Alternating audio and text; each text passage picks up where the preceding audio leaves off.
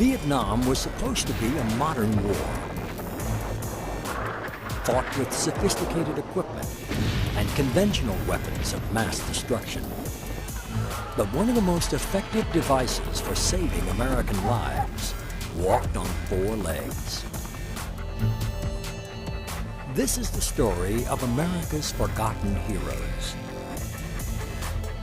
Dogs who braved countless dangers and brought our men home alive.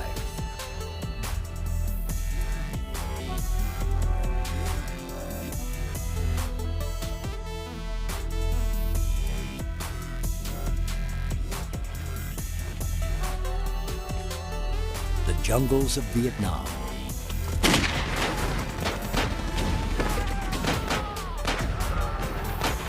In this deadly place, dogs use their senses to see, smell, and hear dangers before they claimed American lives. Separated by only a leash, handlers and dogs cared, shared, and looked out for each other. They were teammates. Handlers like Spencer Dixon and his dog Jack formed special bonds. We were also attached to these dogs, these animals that had feelings. They hurt, they cried, they got sad, they got happy. It saved a lot of boys' lives. For the military, dogs were nothing new. During World War II, dogs saved thousands of lives. They even parachuted into remote areas to help perform rescue operations.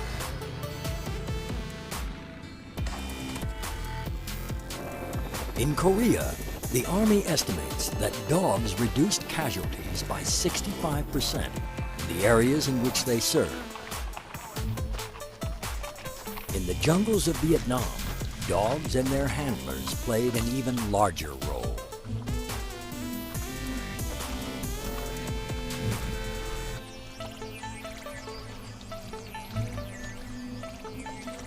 Scout dogs walked point in front of human patrols and searched out enemy traps and ambushes. Sentry dogs defended the perimeter of military bases. Tracker dogs pursued fleeing ambushers and located lost soldiers and downed pilots. Water dogs were trained to smell enemy divers hidden beneath the surface of rivers. John Flannelly, a 20-year-old handler from Massachusetts, always had dogs, but this didn't prepare him for a German shepherd named Bruiser.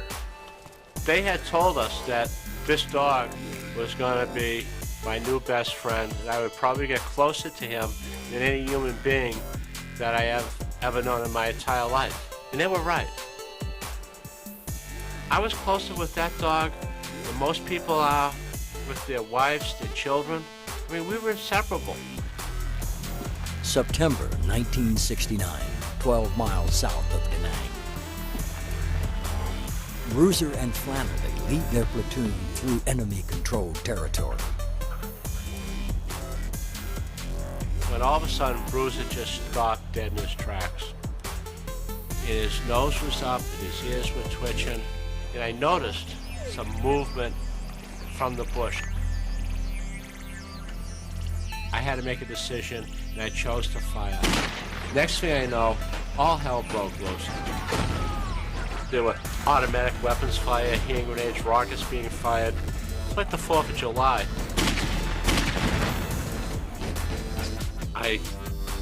I looked down, I thought my arm was blown off. My whole side was blown open. I could actually watch my left lung filling up and down, and then I just watched it slowly deflate.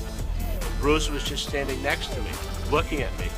He had a very sad look in his eyes. He knew we were way over our heads. I didn't want him to be there. I didn't want him to have to see me die. I told him, Bruiser, go. Go. It was very hard, because every time I spoke, I was just spitting up blood. And I was just trying to stay conscious. So I just wanted to get him out of there before I died. And he wouldn't leave. He reached down, he tried to bite on part of my uniform around my shoulder. I grabbed onto the body harness that the dogs wore. And he dragged me back. I'm not sure how far it was. It seemed like forever. I don't know where he got the strength to pull me. Well, he was dragging me. He was hit, and I believe 2 times. But he was determined to get me out of there. His loyalty was immeasurable. I'll never be able to thank him enough for that. I owe my life to that dog.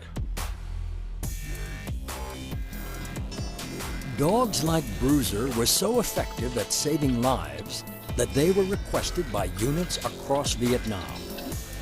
Since there weren't enough dogs to meet this demand, the military launched a canine recruitment drive. Dog owners across America donated pets to the war effort.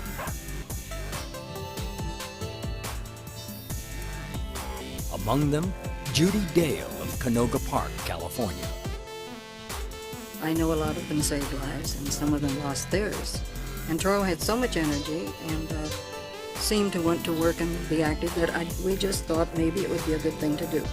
It may seem silly to anyone else, but to us, the dogs were our children. And when I sent Toro, it was sending our boy to war. During World War II, all dogs were accepted, but the Army soon learned that some breeds were better suited to military life. In Vietnam, it was decided that German Shepherds were ideal for sentry and scout duty because of their intelligence and adaptability. Labrador Retrievers, with their strong sense of smell, made excellent tracker dogs. Fort Benning, Georgia.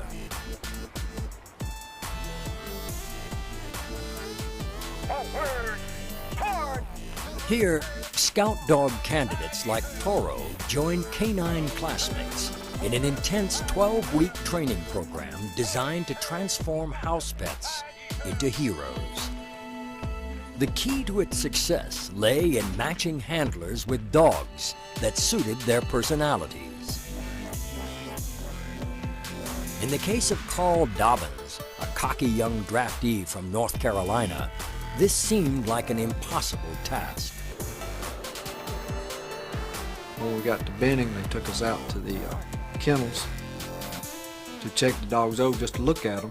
And we were walking out through there looking at them. And nice dogs, some would come up, some would look at you and growl. There's one sitting back in his cage, in his box.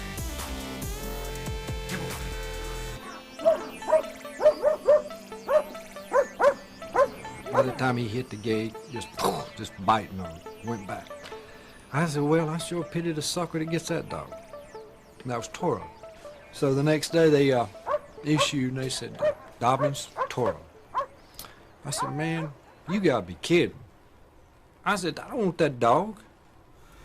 I said, well, you got him. It is hard to say who was unhappier, the soldier or the dog. Dobbins and Toro began their training with such simple commands as sit, stay, heel, and lie down. Then they moved on to the obstacle course and more advanced lessons such as people detection and rappelling out of helicopters.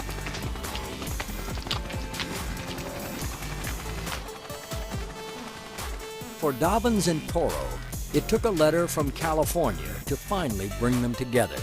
The letter was for the dog. Dear Toro, I want to write you a birthday letter, as this is the first birthday you will spend away from home. I miss your little head in the refrigerator. It was always there every time I opened the door. But we are very, very proud of you, Toro. And I know you will do your very best to protect your Marine buddies and serve your country well. I hope you have a handler who will love you as we do. Take care of him and all his boys. And know that we'll be thinking of you always. Our dearest love, Judy and Arvin. And from then on, we just sort of understood each other. Toro was pretty much a loner, and I'm a loner.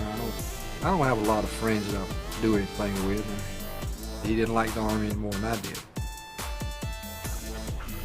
Gradually, handlers like Dobbins learned to interpret their dog's body language. Danger was signaled by a silent visual cue known as an alert. Have you ever observed your dog, see what he does? If he sees a squirrel, if he sees a bird or anything like that, he focuses, his ears point up, his tail may go rigid. Each dog has his own individual alert. This is why it takes this period of time for the handler and the dog to mold. Dogs could alert to unseen danger because nature equipped them with a remarkable sensing device. A dog's sense of smell is believed to be 1,000 times more sensitive than a human's. In favorable wind conditions, dogs could sniff out enemy ambushes at up to 1,000 yards, long before any shots could be fired.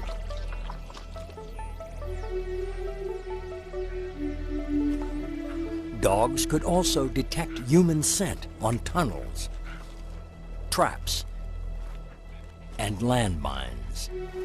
Dogs can hear high-pitched noises, including the subtle whine of wind blowing over tripwires rigged to explosives. September 1966. Dobbins and Toro were called in to save a platoon being decimated by a sniper.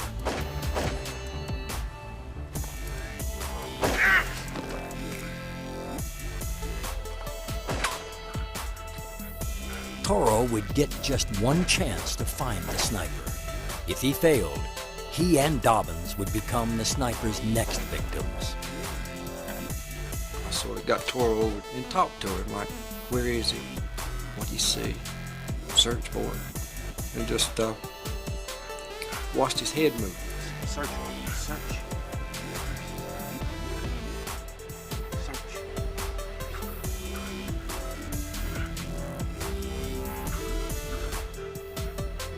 Where is he? Talk to me. I had no idea where he was.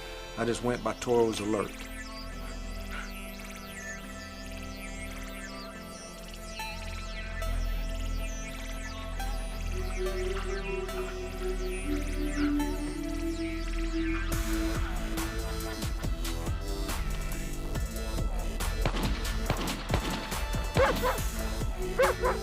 I never saw the sniper until they shot him. If they hadn't had a dog team, they'd probably lost 10 or 12 men before they found the sniper. So the dog team saved several people's lives just in that one instance. Without Toro, there's no way I would have made it back to the States. I wouldn't have made it probably 3 months without Toro. When his one-year tour of duty was completed, Dobbins was shipped back to the United States. Toro remained behind, but he was never able to adjust to another handler. During the Vietnam War, dogs prevented tens of thousands of casualties and earned the gratitude of the men they had saved. Men like John Flannelly, who after being dragged to safety by his scout dog Bruiser, awaited the medical transfer needed to save his life. I told the people from Scout Dogs that I'm not going anywhere until I see Bruiser again. I have to see him. I gotta hug him, I gotta hold him, I gotta thank him. I never saw him coming. I was just kind of in a daze from the medication. He just came up from the bottom of the bed. He just kind of crawled all the way up. So he got up, put his head on my shoulder, started licking my face. I was so happy to see him.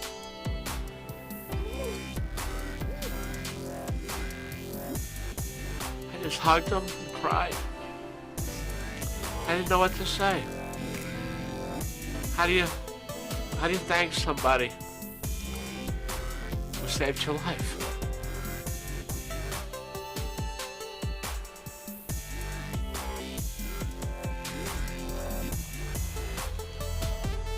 Walking point, the most dangerous job in Vietnam. You walk in front of your patrol, the initial point of contact for the enemy.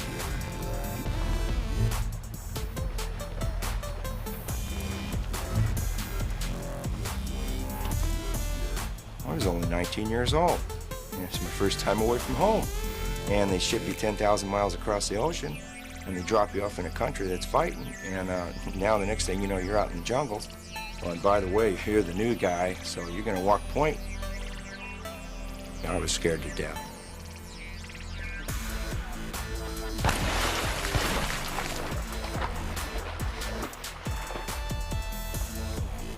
You know, you've got snipers, you've got ground forces down there, you've got booby traps. When there's punji pits with sticks sticking up that'll run through your foot and poison you and kill you. But you don't know how to look for these things because anyone that's been there and has come into contact with these devices were gone because they were wounded or killed. There was a sergeant came down and had given a speech trying to recruit dog handlers. And he said, well, you know, it's not a very glorious life. And I said, well, walking point, not knowing what you're doing is not very good either. You know, he showed me different dogs, but it was the look in Wolf's eye and just the excitement that he showed when I came over to see him. And I said, I've got to have him. Wolf was a seasoned veteran who had already survived a one-year tour of duty. In no time, the dog was teaching the handler. First patrol I was on was outside of Da Nang, and Wolf stopped, and he sat down on the trail. That tells you right there that there is a booby trap someplace in that area. Search. Oh, I was new. I thought, hey, maybe I can see something, or I can check out a wire, or I'll see something hanging in a tree. But when Charlie tried to walk past his scout dog, Wolf blocked his path. He latched onto my hand. He gave me a friendly nip on the hand and looked at me, and I knew he would not let me go by him. I knew something was very wrong. I went straight ahead. Not more than 2 feet was a tripwire. I would have died right there with him if he would have hit that wire. Good boy. As Wolf looked on, Cargo and his men detonated the booby trap.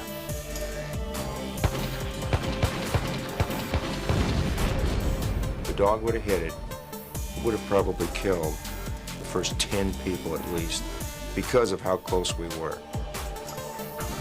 Guess I owe you one, huh?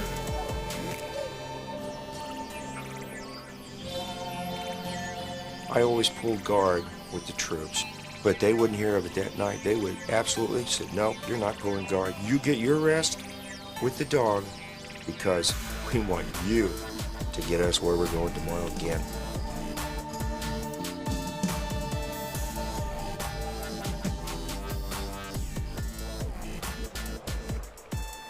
In return for protection, it was the handler's job to care for his dog 24 hours a day, 7 days a week. On patrol, a handler's duties also included lugging their dog's food and water. He got one big meal a day. I had an oversized canteen cup, and I used to feed him in that. One day, he sat there and looked at me. You know, I'm going, you've got to be hungry. We have covered a lot of ground today. And I couldn't figure out what was the matter, so he goes over and he lays down by my pack, and my helmet was laying on the ground, and he just lays down next to it, and he puts his head up against it. And I'm thinking, no, this couldn't possibly be. He wants to eat out of that. So I picked the helmet up, I took the liner out of the helmet, I took the food, put it all in the helmet, and he ate it all up. And I looked at him and I says, "Oh, we're getting sentimental now, are we? We want to eat out of the helmet?" And he wouldn't eat out of anything but the helmet from that point on. I guess it just made him feel closer to me.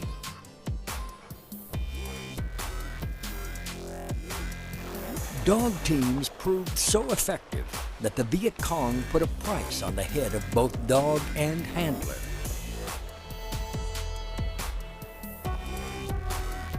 VC soldiers were rewarded for bringing in the uniform patch of a handler or the tattooed ear of a scout dog. And they were trying to eradicate as many of us as they could, and they did a good job. During the Vietnam War, 263 handlers and an estimated 500 dogs died on the field of battle. 99 and 9/10% of the time, when he's out at the point walking on patrols, he and his dog are the first one that are going to get fired at. Dogs and handlers also faced other dangers, such as snakes, heat stroke, and chemicals like Agent Orange. Each day, handlers like John Burnham risked losing their life or the life of their closest friend. I love Clipper.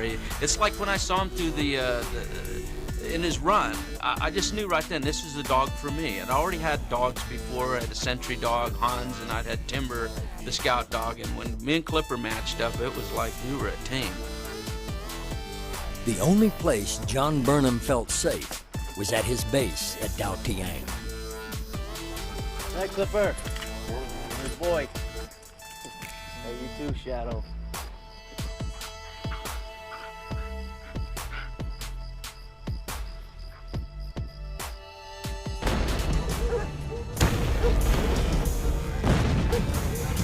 And I was running to the bunker, dived into the bunker, and I was shaking like a leaf on a tree. My God, they've attacked our kennel area.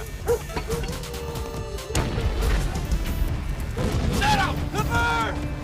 We're freaking out because the dogs are barking and screaming and jumping up. You can hear them out there, and they're just within running distance. We can just get to them. And I said, I got to get out to get my dog. I got to get out and get Clipper. And it was very noisy in the bunker. Everybody was screaming, I want to get my dog. And the lieutenant says, no, it's an order. You guys stay in the bunker until the barrage is over. They haven't hit the kennels.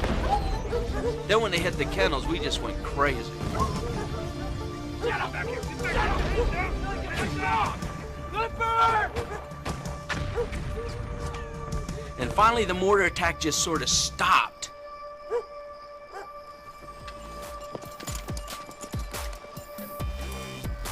When I discovered he was okay, I sat down with Clipper. I was crying like a little kid, and if a dog can cry, he was probably crying too. I was hugging him, holding him, squeezing him really hard, and just bawling my eyes out that he was okay.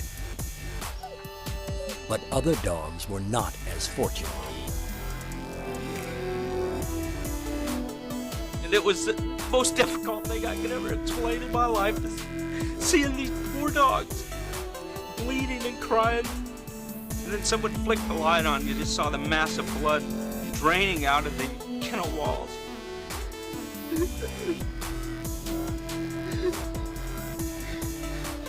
Oliver Whetstone, he was sitting there with his dog, Eric, and he had him in his arms, and Eric was pretty much almost dead. He was bleeding so bad, and he was just so chopped up with the mortar and shrapnel rounds that McClellan came up to him, another dog handler, and says, Ollie, we're going to have to do something with your dog.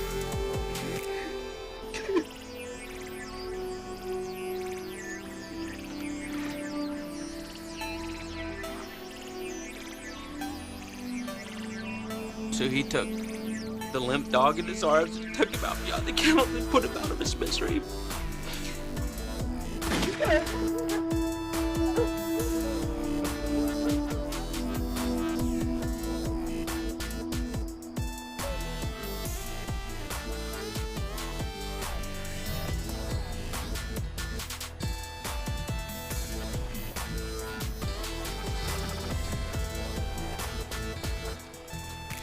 Easter Sunday, 1969, was a bad day for the men of the 101st Airborne. Paper, a scout dog who had saved many of their lives, was critically wounded. Handler Tom Hewitt felt his pain most of all. That dog was like my hand.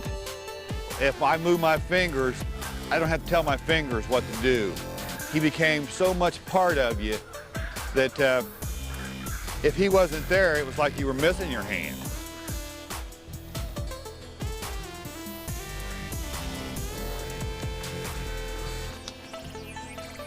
For 3 days, Hewitt and his comrades carried Paper through enemy territory until they could be evacuated.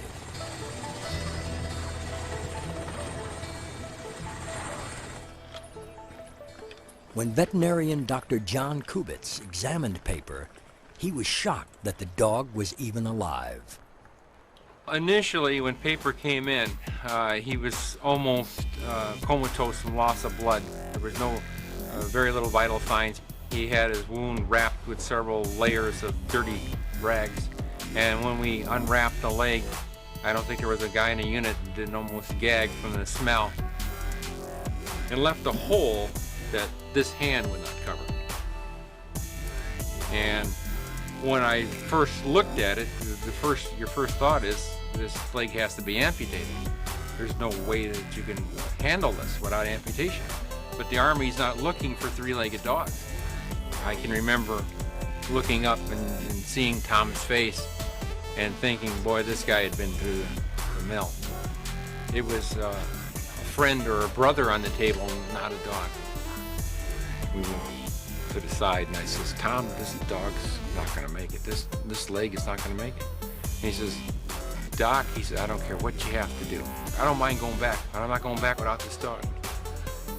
Hewitt's appeal convinced Dr. Kubitz to attempt a surgery he knew had little chance of success. So we packed the leg with chloromycetin and elase, loaded them up on antibiotics. We put a stainless steel pin into the bones to mend those. The surgery completed, all that was left was to wait.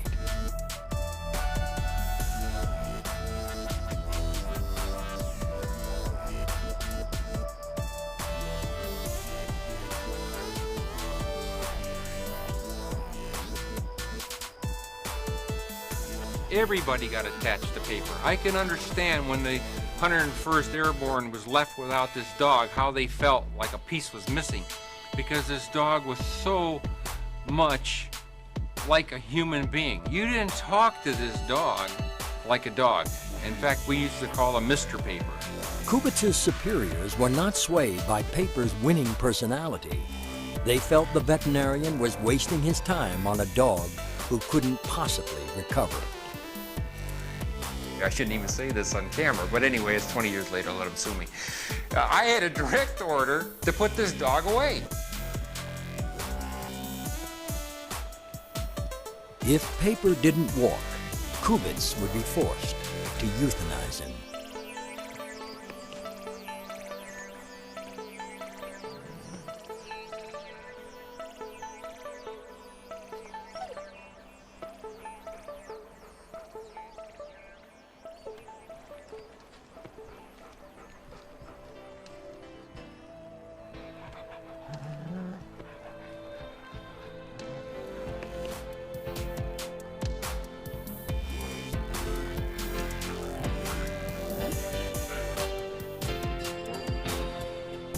And for that dog to regain use of that leg and be able to extend it and place weight on it, and it's absolutely a miracle. Looking back, there is no doubt in my mind that that was a miracle, and to this day I don't know how that happened, because I know in my mind what we did. 10 weeks after he was wounded, Paper's rehabilitation was complete. In the morning we had to say goodbye, and he was back. We knew he was going back to combat. It was a big lump in everybody's throat. I mean, it was like a child leaving home.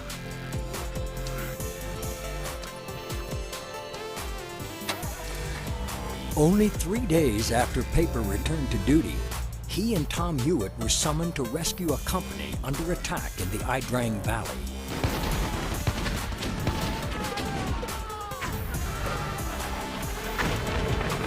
It was one of those things, at all cost, get there as fast as you can.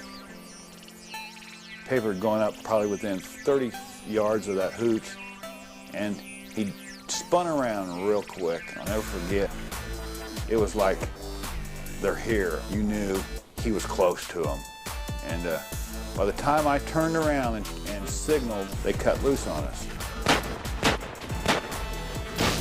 Paper and I were in the center, and we were in a crossfire.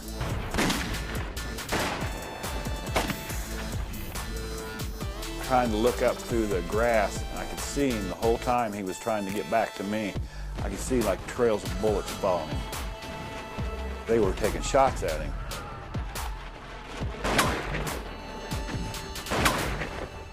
I remember him getting back to me, and he cuddled up alongside of me. He was laying so close to me, I just couldn't believe it. Gosh, I remember reaching back and saying, "Paper." And as I reached back over my side, I could feel his head, that he'd been, half his head was missing. I mean, I could feel that he'd been shot.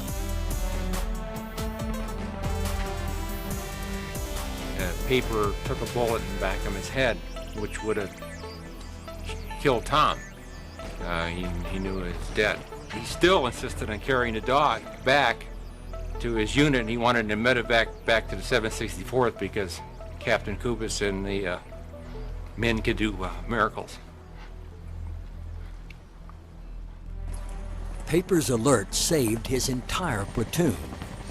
But this time, there would be no miracle. Somebody higher than us, we always said, you know, there was somebody up there, a higher power controlling this, decided for us that Tom goes home and Paper stays here.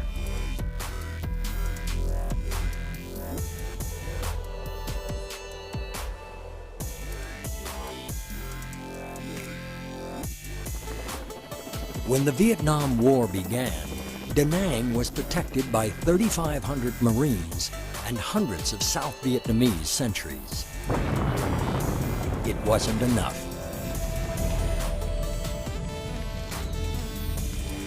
With a remarkable combination of stealth, patience, and cunning, Viet Cong demolition teams proved difficult to stop.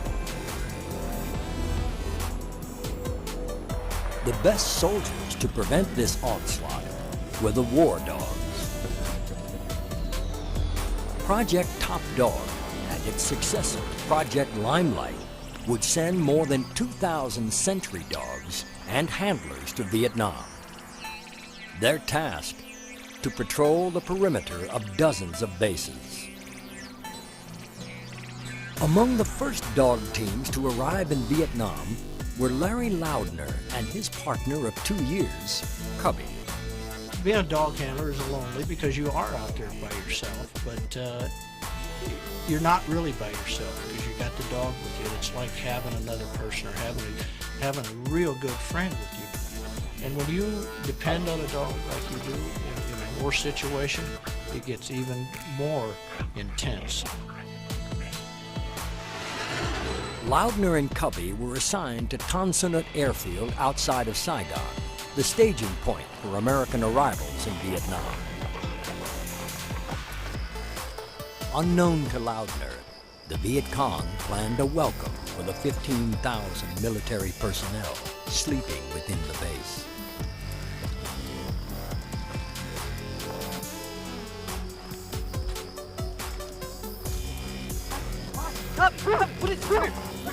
I looked up and I saw probably 30 or 40 people on the other end of my post, spreading out, coming through the grass towards me. I thought at first it was the South Vietnamese or the Army coming down there to support my position. And Cubby started growling, and he took off in a dead run.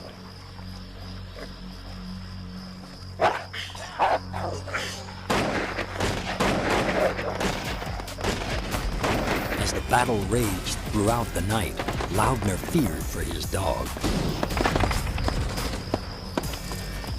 I thought he might be alive. I didn't see him anymore, but I thought he might be. But the next day when we went out on the post, we found him. He was dead. It kind of hit me then when we put the bodies in the back of the pickup, you know, what had happened and what could have happened to me. He not only saved me, but he saved the whole thing, because if they'd have shot me and Cubby, there was nothing between me and the runway. Yeah, I miss him, but I try not to think about it anymore when I have to. That's the way I deal with it. Over the course of the war, sentry dogs like Cubby thwarted hundreds of attacks on air bases. But naval bases built upon floating barges remained vulnerable. Viet Cong swimmers breathing through reeds or a length of garden hose were almost impossible to spot, and a single intruder could wreak havoc with explosives. In secret, the Navy conducted tests at Ben Kao Naval Base to find out if dogs could smell enemy divers hiding beneath the water. Someone underneath water's got to breathe. If they're using scuba gear, then the bubbles are breaking. If they're using a reed or a piece of hose stuck up to a hyacinth clump or something, the odor's still coming out. Once we deployed at Ben Kao, they never had another significant penetration or tried to penetrate into the barge itself. The water dog program was a success, but the American military was out of time. January 30th, 1968. The Tet Offensive stunned American forces with simultaneous assaults across Vietnam. Back home, public outcry increased in volume, and politicians listened. We have adopted a plan, which we have worked out in cooperation with the South Vietnamese, for the complete withdrawal of all U.S. combat ground forces. For handlers, the joy of returning home was mixed with one overriding concern. What would happen to the dogs they had grown to love?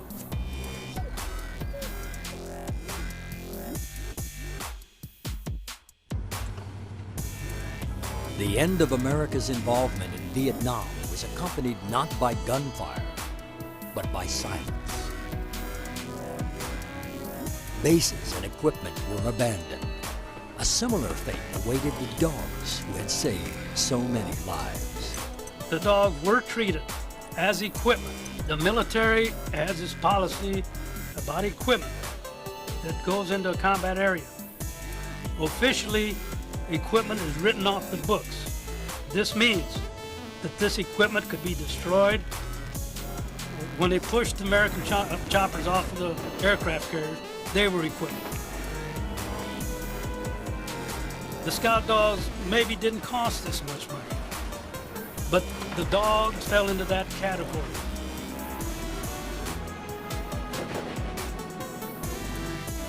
For handlers, the joy of returning home to their families was mixed with the pain of leaving their best friend behind.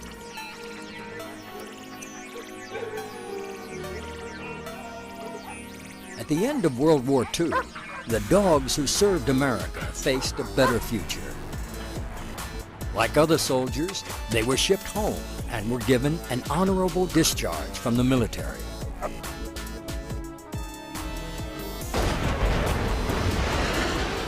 But Vietnam was a very different war, and in our hurry to leave it behind, the dogs who had saved so many lives were forgotten, except by those who knew them best. I thought it would be easy just to go in there and see him one more time and then leave. And then I spend many minutes there thinking about all the missions that we went on, and now I'm going to have to leave my dog. I wanted to take him with me, but the military said, war dogs are equipment. You can't take them back. if they could take a disease back, if they attack a civilian, all 1,000 excuses why we couldn't take our dogs back. I knew Clipper would be fine. There's no doubt in my mind. He would have been a great pet. So I sat thinking of all these things. My God, this dog, this is going to be his grave. And right above his tree, I had this sign, you know, invest your dog, war is good business. At the time, it just disgusted me. So I reached up in the tree, I grabbed that sign down, and I busted it over my knee, and I gave Clipper a hug, and I just walked away. Couldn't do anything about it. So I left him there, and he just looked at me like I was going to be coming back.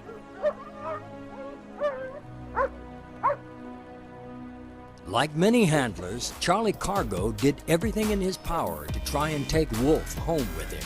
I had tried through Army channels, you know, filled out paperwork, request forms, and different things that they have for you to do to bring Wolf home, out of the Army, come home to a, you know, civilian life. The Army gave Charlie a one-word answer: no.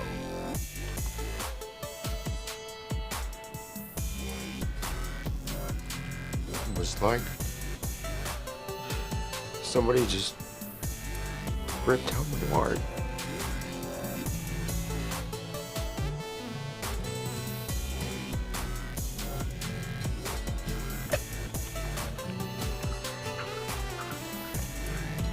It's probably the hardest thing I ever did in my life.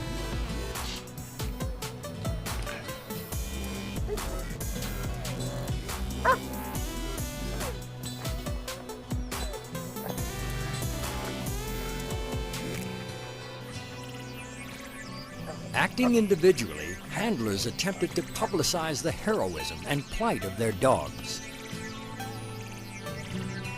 Public sentiment was in favor of bringing them home. In response, the military placed hundreds of dogs in quarantine at the Dog Detachment Center at Benoit.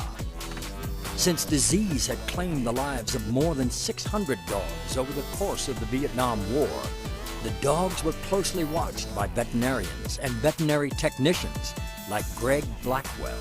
I was the guy in our little town that always had the 4 dogs follow him, and I just wanted to be a veterinarian since I could remember. If Blackwell had known what awaited him in Vietnam, he never would have gone. I would have probably just gone, but you know, you don't know. So I went. Of the more than 4,000 dogs that served in Vietnam, just 204 returned to the United States. Then the military decided that the risk of disease was too great. The quarantine program was stopped. I was told that the World Health Organization just passed this new law that said no animals from Vietnam could come out. It wasn't accurate. The World Health Organization never did pass that law, but that's what we were told. Veterinarians in Vietnam were given just 2 options. The dogs could be transferred to the South Vietnamese Army or euthanized. The American people should know that this is wrong. These dogs should not have been abandoned in Vietnam because they saved many lives.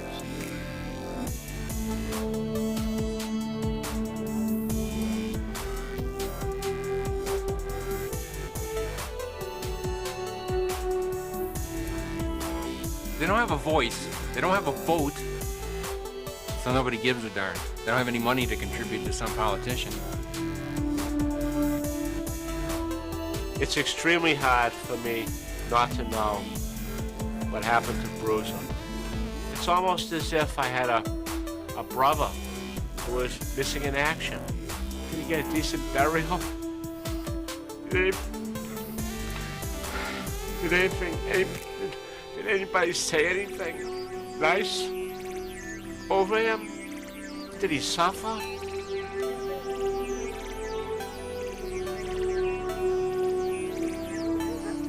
One event that is forever etched in Greg Blackwell's memory is the day he transferred 150 dogs to the South Vietnamese Army. Century dogs don't cower. And on that morning when we did that, those dogs were cowering. Those dogs knew it was a death sentence for these animals.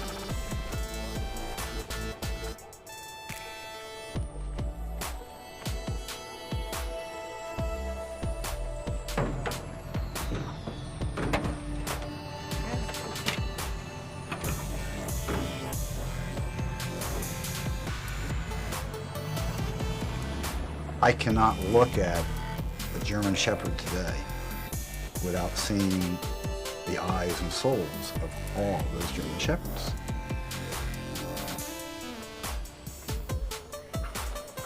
One dog the South Vietnamese refused to take was a Labrador retriever named Booga Bear. Booga Bear was a tracker. The dog had saved a lot of people's lives. He had found injured, dying GIs in the unit. Since the South Vietnamese believed that black dogs are bad luck, Blackwell was left with only one option. Yeah, he tried to have the dog's last moments be very peaceful, and the drugs that you injected were very quick. You wanted to be able to hit the vein on the first try. That was the most important thing. I had got to know the dog because the dog was staying in my kennels. The animal cared nothing about itself, just in working and giving to you.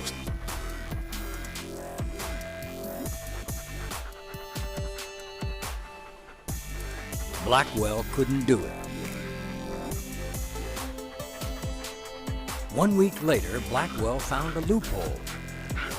He sent Booga Bear to work at the American Embassy in Saigon. But the dog's reprieve may have been short-lived.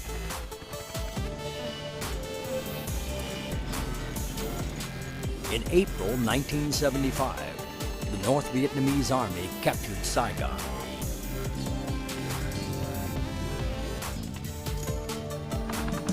And I remember in '75 watching that embassy fall and the helicopters on top saying, I hope to God somebody got that dog out.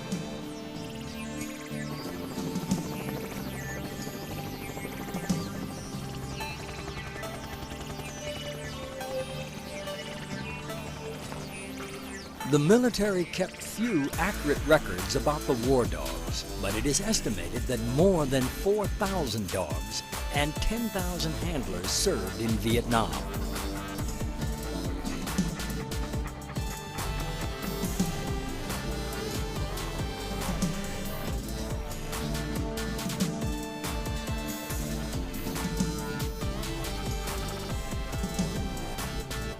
Because it'd be a whole lot more than 50,000 names on the Vietnam Wall without these dogs.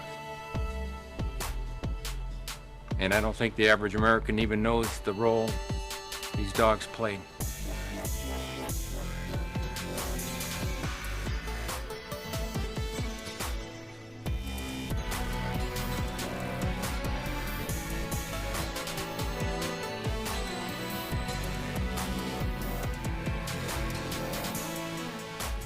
There is no memorial to honor the war dogs of Vietnam.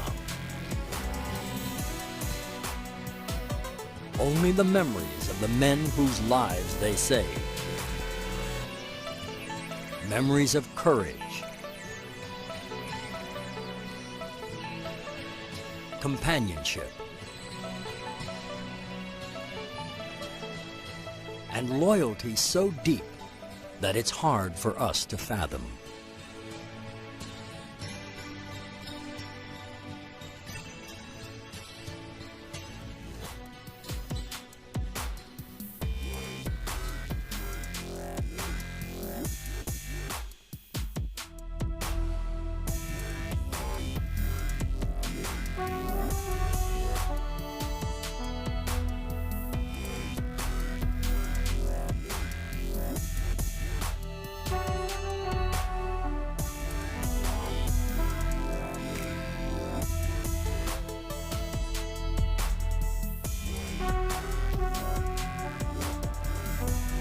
course I love Shaq. Shaq was my dog. He wasn't the handlers before, he wasn't anybody after, he was my dog. Just like my kids are my kids. You're not attached to a child till after you have the child. You have the child, you change 500 diapers. You give them 500 bottles. Well, with these war dogs, I fed him 500 times. I cleaned up after him 500 times. You can't help but get attached. But after surviving one full year together in Vietnam, Spencer Dixon and Shaq went on their last mission. It was 11 o'clock in the morning, and the helicopter was going to pick us up at 3, so really I was down to the last 4 hours in the field. And Shaq came up to this canal, and he refused to go, which is what they're trained to do when they come up on some objects, like booby traps or ambushers. Well, I thought he was not wanting to go because he didn't want to jump in the water and go to the other side unless I was going. I went ahead of Shaq and went across the canal. And they waited to blow the ambush until I called Shaq to me. And I called Shaq to me, and all hell broke loose then.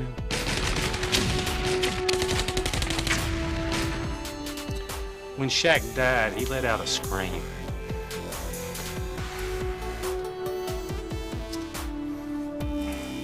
It's just like pushing a button sometimes, but when he died, he let out a scream that I'll hit.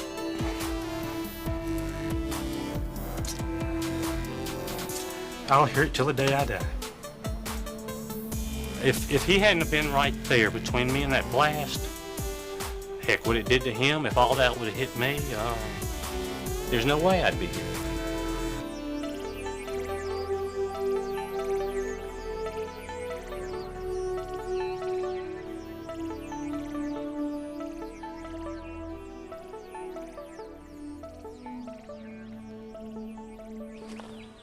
We were patrolling at about a 50-yard interval between myself and the patrol leader, and I had a fella up there with me to scan the tree line because I was devoting a lot of attention to prints. Prints started to alert, and I said, we've got something here, and it was a strong alert.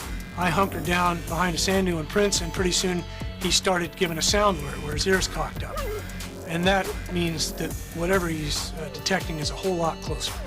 And pretty soon I heard it, and it was just an unbelievably large force going from my right to left across in front of us, and I mean real close, like one dude away. And I was sitting there thinking, gosh, they're going to come over this dune and pound us. They proceeded across the way. We radioed the other squad that broke off, but there was difficulty with communication, and the other squad walked right into that force. Every one of them was wounded, and a medevac chopper came down and pulled them out. And now the force turned their attention on us. And we were running low on ammunition, and we backed off the sand dune. And said, what are we going to do? Well, by this time we had 2 Army birds, helicopters in the air, putting in fire support for us. We radioed them and asked them if one of them couldn't dump all their ordnance and come down and pick us up, because we had no way out. And the guy said, how many guys you got? And we had 7 and a dog. And we said, we got 5. And the guy came down, and we jumped on the bird. And the guy turned around and shook his head, like we're going to get off or something. Prince was my dog, and so I wasn't leaving him behind, that's for sure. We were all getting out of there, or we were all dying. So the helicopter pilot cranked up his bird, and these skids were dragging through the sand to get forward airspeed, and there were a lot of lights on his dash that were blinking on and off, and that's not a good thing. And he got airborne, and he took us to Quinyon Hospital, dumped us off where the other squad got taken for their wounds. He says, I'm never flying for you guys again. I said, thanks, once and enough. I think if Prince hadn't alerted, we would have met the same fate the other squad did.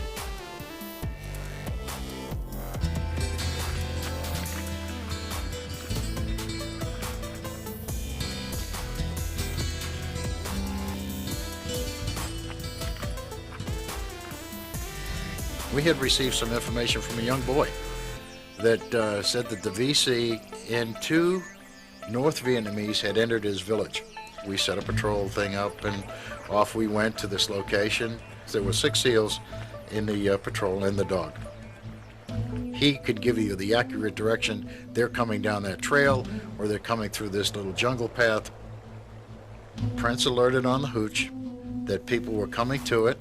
He alerted that once they were inside the hooch, he never took his stare off that hooch.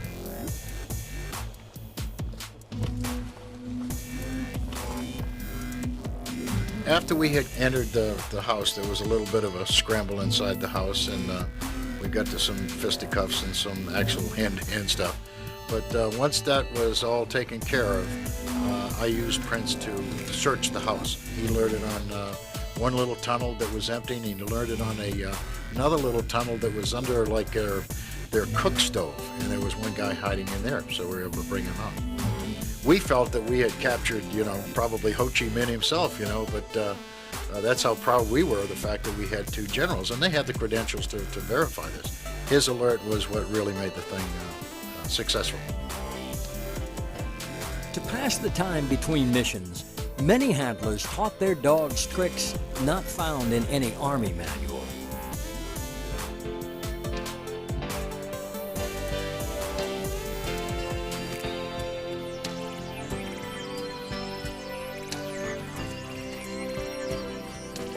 For war dogs, the transition from play to work was signaled by exchanging their leather collar for a body harness.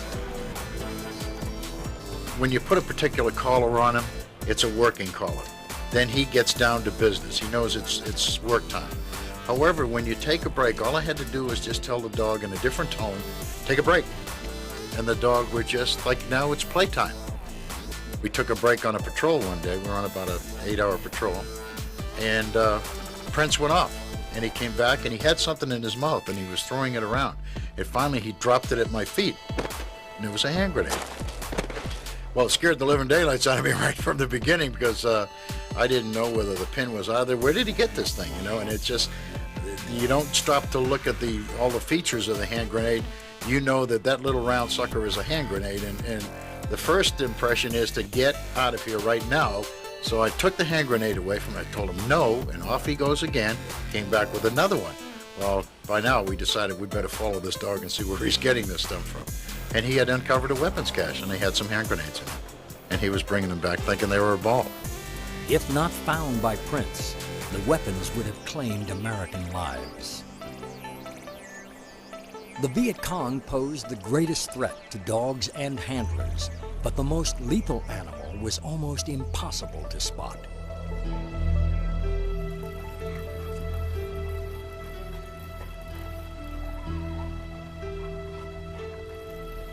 One night, Buck and I were on patrol.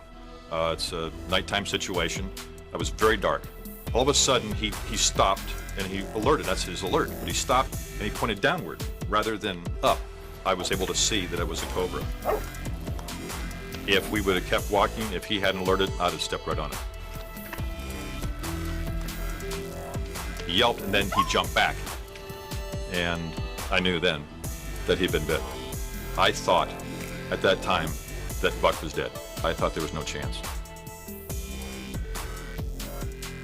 I just remember Buck breathing, and I could see his chest go up and down.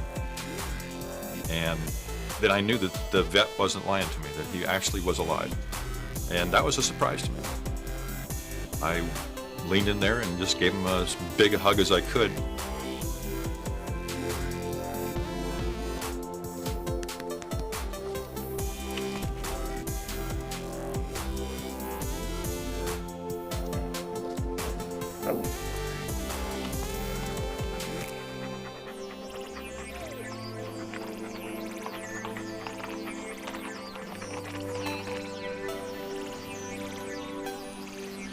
All handlers were protective of their dogs. Sometimes they took this to comic extremes. First, our cab, their choppers came in over the kennels, and we had asked them before several times to not fly over the kennels. It disturbed the dogs, made them go crazy, just barking, trying to get out of the cage, and then because they thought they was going to get to go on patrol. They loved it. So Me and old Bob Payne was out there washing it down one day, and they flew over, and Bob, he just looked up right funny, looked at me.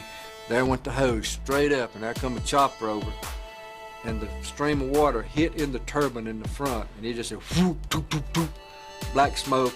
She sit down over there before it got to where it's supposed to go. Bob looked at me, he said, uh-oh. I said, uh-oh, hell, you the one shot it down, I didn't. So about 15, 20 minutes later, here come a Jeep. It was going as fast as that Jeep could go. Colonel got out, he was dirty, cussing up one side and down the other. Wonder who shot my helicopter down? Old Bob said, I did. He said, what in the hell did you do that for? He said, we asked you not to fly over the kennels. I said, that's one way to stop you. We just shoot you down. He said, you know you can go to jail for that? He said, I sure can, but you won't be disturbing the dogs anymore. So they changed their route of coming in off patrol at that. They went around the kennel instead of over it. In Vietnam, dogs were the best psychiatrists the Army had going. Buck and I had great conversations. I talked to Buck a lot. I talked to Buck about everything.